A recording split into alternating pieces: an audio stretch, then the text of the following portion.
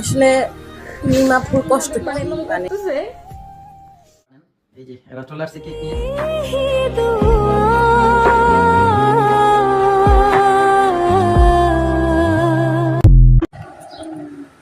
আসসালামু আলাইকুম এভরিওয়ানকে, সবাই কেমন আছো?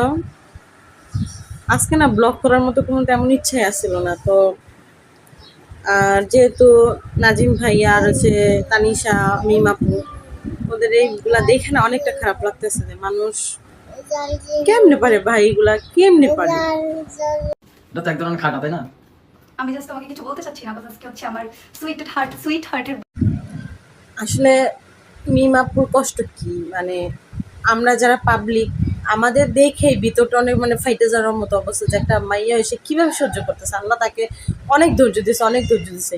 আর মিমাপুর জন্য অনেকটা দোয়া করি, সে অনেকটা ভালো থাকবে আর তার থেকে বেটার একজনকে পাবে।